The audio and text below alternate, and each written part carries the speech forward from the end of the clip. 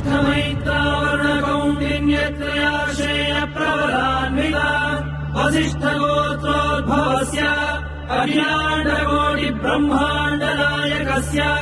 श्रीसच्चिदानन्दस्वरूपस्य सूर्यवंशपावनस्य श्रीमदिक्ष्वाकुकुलवंशोद्भवस्य श्रीरघुमहाराजवर्मणः प्रपौत्राय अजमहाराजवर्मणः पौत्राय दशरथमहाराजवर्मणः पुत्राय चक्रवर्ति सार्वभौमाय श्रीमहाविष्णु अवतारभूताय भरतखण्ड आत्मस्वरूपाय श्रीपट्टाभिरामचन्द्रस्वामिने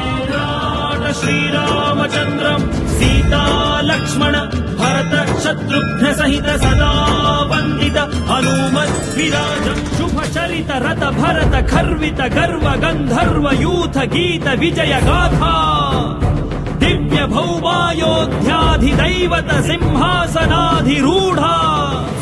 धार्मिक राजवंश सर्वजन सम्मानिता त्रेतायुग प्रवर्तिता अविकल बहु सुवर्ण हय मख सहस्र निर्वहण निर्वर्तित निज वर्णाश्रम धर्म सनातन धर्म साकेत जनपद जनि धनिक जंगम तदितर जंतु जात दिव्य गति दान दर्शित नित्य निस्सीम वैभव